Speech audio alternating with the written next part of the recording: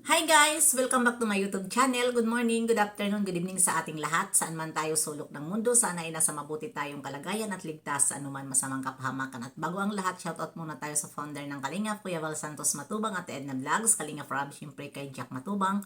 At sa lahat ng mga sponsor na walang sawa tumulong sa mga nangangailangan, more blessing to come ngayon 2024 para tuloy-tuloy ang inyong pagtulong sa mga taong mga kapos. At ayan, syempre, shout out tayo kay Roel Abmalalag at sa kanyang langga, Richelle Morales. At shout out din dito sa welcome back sa aming team Merd. Pinangungunahan ni Ate Amy. At syempre sa aming team Organic, shout out Rise Above International Sponsor at Queen Bee Migalab, shout out sa inyong lahat. Ayan. At bago ang lahat, ay syempre wala tayong ibang reaksyonan dito. Ang ating na naman Roel Abmalalag na doon sa mga kasagutan niya kahapon sa live niya patungkol nga ito sa hamon sa kanya ni Kuya Bal na ito ay hindi tinanggap ni Roel Abmalalag at sinagot niya nang maayos itong mga hamon ni Kuya Bal na ito pala ay prank lang niya sa kanyang pamangkin. At ayun na nga, ang kasagutan naman ni Roel ay narinig naman natin, dahil ito ay pwede naman siguro reaksyonan na. Dahil kahapon pa naman ito na live niya. At sa mga hindi dyan sumusunod sa palisi, baka hindi nyo alam na wag po tayo maghabulan sa mga reaction nila at mga vlog. Kasi nga, bawal nga. 12 hours ang reaction video, live. Live yan pala, sorry. At ang video naman ay 24 hours. Ayan. Ayan, narinig natin ang mga kasagutan na nasabi dyan ni Dudong na kung sa issue lang naman ang dahilan para humiwalay siya sa Kalingap ay sa kanya hindi po yun niya matatanggap kung sa issue lang. Dahil kilala na niya ang kanyang tito. At doon sa mga nasabi rin ni Dudong na minisage niya si Kuya Bal, hindi natin din alam kung anong pinag-usapan nila dahil sinabi man ni Dudong na siya ay nag-message kay Kuya Bal at itatanong niya kay Kuya Bal kung ano ang dahilan, bigyan siya ng rason, kasagutan kung bakit nasabi ni Kuya Bal na siya ay hihiwalay. Dahil kung masabi ni Kuya Bal lahat sa kanya ay siya na mismo ang aagree sa sarili niya. At ayun, siguro ko siya rin ang magpakumbaba kung ano ang masasabi ni Kuya Bal. At ayun, nasabi niya na sa landing pad ay gusto ni Kuya Bal na makilala ang landing pad. Ay nagdesisyon na pala ito si Roel Abmalalag na hindi pa nasabi ni Kuya Bal na siya ay isiseparate.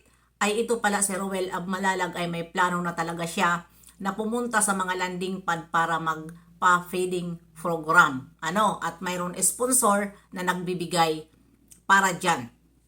Kaya sa nagsasabi dyan na ayan, nagsasarili lang si Roel, hindi naman pala natin alam na sila group ay may mga plano na din para sa 2024. 'Di ba? At ayun, doon nga sa napasabi nila patungkol sa mga basher nga niya kay Kalingap Rob ay umalis na lang siya at pumukus siya kay Kalingap Rob at nagpasalamat din siya kay Kalingap Dan na kahit papano iba lang ang nagsasabi na parang hindi sila okay, pero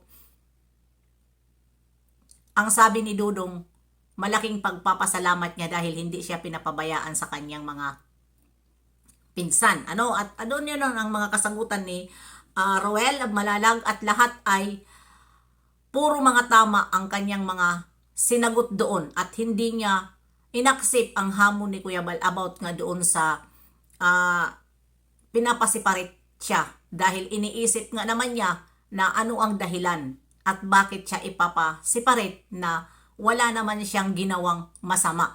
Kung about sa pagtulong, ginawa niya ang lahat para makatulong sa mga nangangailangan. At patungkol naman doon sa dalawang pabahay niya, hindi naman yun pangalan niya din ang nakaano doon, kundi sa Team Kalingap. 'Di ba?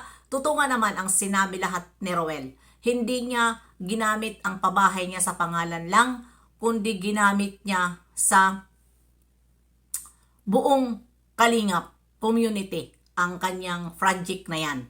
Kaya totoo ang mga sinabi niya lahat na ano ba ang dahilan kung bakit nagkaganyan. Bigla na lang siya nagulat sa mga nasabi ni Kuya Bal. Yun pala ay naprank tayong lahat. At patungkol naman dyan sa mga basher, ay totoo yun na sinabi ni Roel na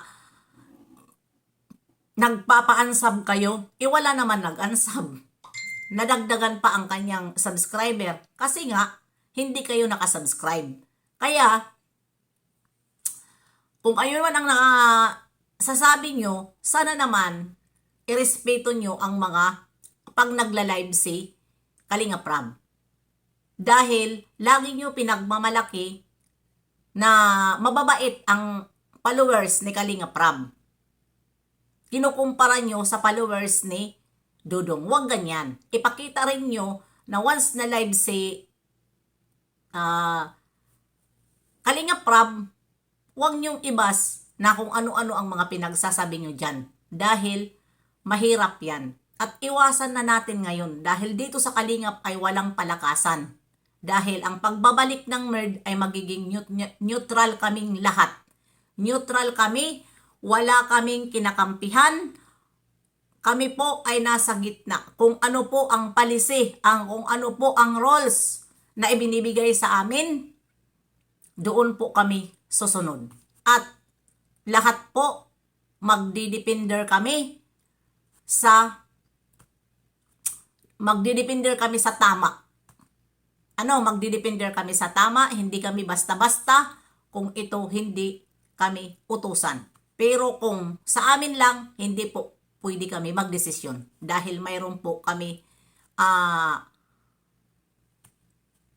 nirirespeto na mataas sa amin. Yun lang kami. At kasali na po namin dito si Roel ang Malalag, magdidepender na din kami dito kay Roel. Dahil sabi nga, 'di ba, sa kalahatan na si Roel ay hindi po yun ibang tao. Yun po ay matubang sila na sasama-sama at nag-meeting kung paano lumago ang community ng Kalingap dahil isa lang ang binibitbit nila na apelyido, matubang lang. Kaya palawakin man nila ang matubang, pangalan pa rin nila yan. Kahit sino sa kanila dyan na matubang, pangalan pa rin ang daladala nila dahil matubang sila. Kaya walang pwede maglaglagan dyan. Huwag kayo basta-basta na kayo ay umaayaw kayo. Huwag kayo padalos-dalos na ayaw nyo sa isang tao. Dahil alam nyo naman ngayon sa panahon, kung matatalino kayo, mas matalino ang taong nag-o-observe sa inyo. Kung kayo ba ay tunay talaga na tumutulong o manggagamit lang din. 'Di ba? Kaya huwag tayo pabibi. Kahit sino pa man sa atin, maging ninang, ninong, o ano pa man dyan, kumari, kumpare, ay walang siraan para walang masabi ang mga viewer. Dahil ika nga ang mga viewer ay sila yung mga viewer na mga matatalino. Inaaksayahan nila ang oras manood sa atin. Kaya alam nila kung sino ang mali at tama sa mga sinasabi natin. Madali sila makakatch up sa mga sinasabi natin. Kaya yun lang ang aking masasabi dito na si Roel ay hindi niya inaccept ang hamon ni Kuya Bal. At ito nga, napahanga si Kuya Bal sa kay Roel. Dahil si Roel talaga ay matalino at alam niya lahat. Ayun na, mga kananay, at walang nagbibrinwas sa kanya. Yun ang sinabi ni Roel, at marami pa siyang sinabi, isa-isahin lang natin, dahil mahirap naman ito dahil sa haba ng live niya. Ayan mga kananay, see you next live and upload. God bless. Tatapusin natin mamaya doon sa live natin ang ating usapan. Magla-live si Banat Bagsik. Dahil ito ay upload lang. See you! Bye-bye! Love you all!